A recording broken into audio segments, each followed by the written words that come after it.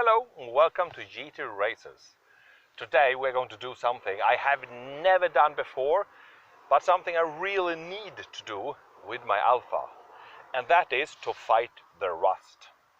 Even when I bought this car, it's a little bit over 1 year ago, I knew that I had some small pieces, small spots of rust, but I was like, nah, I do it later, But now, after this winter, driving on very wet Swedish roads, we didn't have any snow, too bad, but wet roads, and they put on a lot of salt because it got a little bit minus almost every day, and they're salting everything. And now, actually, I have a rust problem. So, today and tomorrow, we are going to do rust repairs. We will start with this side, the left side, because this has the least amount of rust. It's a very superficial rust. But on the right side of the car, there you have, my road rage hit on the sill. Yesterday, I was using the glue dent machine to take out the dent, but at the rear wheel, I have a really big case of rust on the right side. It looks really bad. But today, because the right side we need fillers, and I don't want to do fillers today. Today, we only to do the superficial rust on the left side. You can see I took off the front wheel, and that is because we have to lift this a little bit because I need to look on the inside. Let's try to do this, and remember, this is the first time I ever done anything like this. I have never fixed rust on the car before. Okay. The inner arch, of course, we have to remove. Not remove, we have to open it up because we need to see inside. The problem is, it's only one screw we need to loosen, and this bugger is of course completely stuck. Why is that every time I try to work, I have one screw that takes 1 hour, and then the rest of the video takes 20 minutes. I will try again, otherwise we'll just force this up and try to look inside and clean. I can already see it's full of sand. Now we open this up. In here you see the inside. And you see it's like a small pocket, and it's full of sand, stones and everything else. No wonder it started rusting here, because it will always be moist in here. And here you see the damage that we need to fix. And also we have this damage, and this is not rust yet, but you see the paint is gone. And then we have a little bit more underneath. But let's start now with cleaning this up, and we have old leaves and shit in there to try to get them out too. And in here you see the pocket that I thought stopped at the foam continues in here, and it's full of, this is inside the sill, and it's full of sand, dirt and water. No wonder it rusts. I'll try to dig out as much as possible and make it clean and dry. This is my spoon, so I'm just trying to get in and drag the sand and leaves and stones out to the edge. This is all that I dug out from just a small section of the front part of the inside of the sill. Jesus.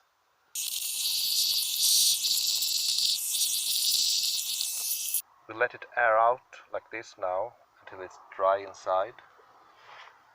And as you can see, we have a little bit of rust in here. It's not dangerous much. Now we're focused. You see, it's not dangerous much. It's a lot of the galv is still there, the sink. But while it's dry, so we can clean last thing, let's start and grinding all of this and that. And for that, I think, remember, I've never done this before. We'll take a screwdriver, battery one, and then we have a 60 paper. It's pretty rough, 60, so I think it will be good. And then we just grind like crazy until everything is metallic. Grind, grind.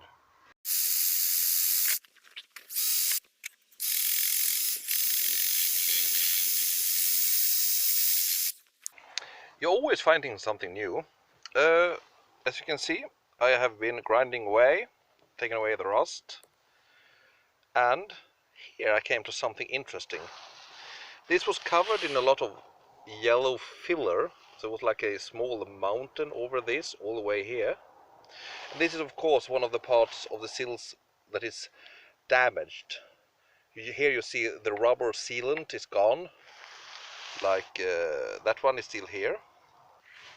But the problem now is I want to, you see you have the rust here, but I can't clean the rust inside because that's inside the sill. But I want to put a protection on top of here. But here I don't know what to do. Because that bolt is of course part of the left, what do you call it? Wing? No, the wing, you know what it is. And I think I will remove this and try to grind away the most of this rust. But I can't go inside because then I have to remove everything and that would be too much. Okay, let's remove that and do as good as possible job. Finally, I got the small bolt out. It was close. It was either the bit or the bolt will break, but neither broke. Both held.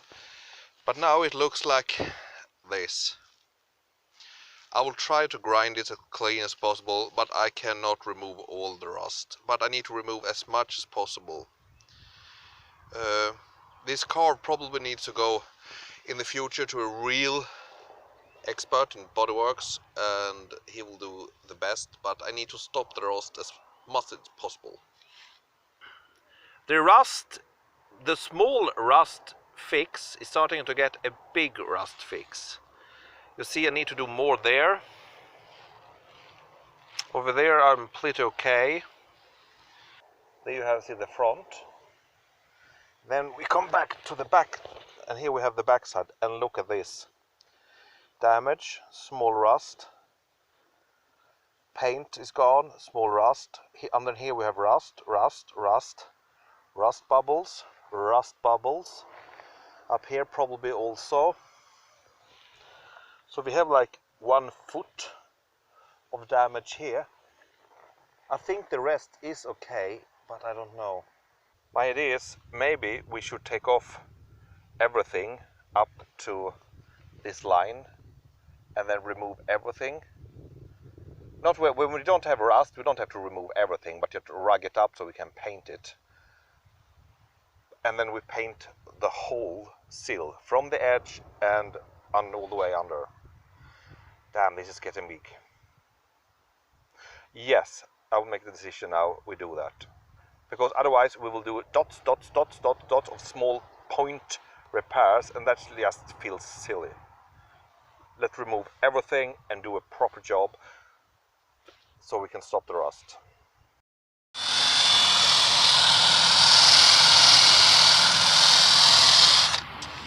As you can see, we took a tape all the way, and we will paint all the way up to here.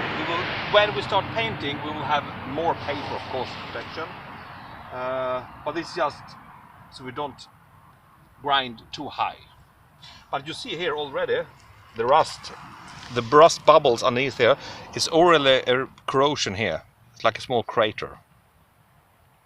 I have gone over everything with 60 sandpaper, and I think we will go down now to a 120 and to do everything much smoother, because with the 60 paper you get a lot of scratches, of course. So we go down to a 120, and then we see if we do it with like 240 in the end, and then we try to prime. But we'll see how much time we have today, because the day is running away. I thought it was going to be a small and fast job, but it got much bigger. It's already evening. This was going to be a short work, but it was not. I have now used sandpaper everywhere, from the real rough ones from 60 and all the way to a much finer one. And I have cleaned everything with alcohol, and now I have tape to protect it. And let's start with the primer, and this is a red rust protection primer. And as usual, we start with the first layer very thin. We wait 2-3 minutes, and then we take another layer, and then in that way we build up, I don't know, 5-6 layers, something like that. I have cleaned inside here too, you know, in the front section that is closed off here, somewhere here. I think I will spray this inside here. I try to take away the little rust there is, but let's spray that with the rust protection primer in there. Yeah, let's start now and see how it works.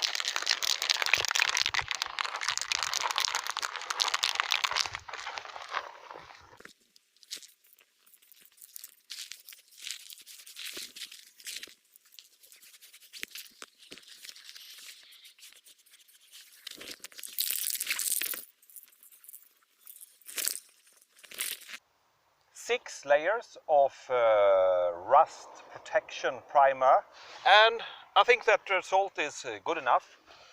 And we need to finish this video for today because the sun is going down now, and yeah, well, I'm always outside. Tomorrow we continue with this small project that got much bigger than I thought. And tomorrow we put on the black paint and some top coat, and then we go over to the bad side. I thought this was the good side, the lesser of the bad. But no, it was worse than I thought. Tomorrow we go to the next side. Now I'm very tired. So we say good night and have a very good evening.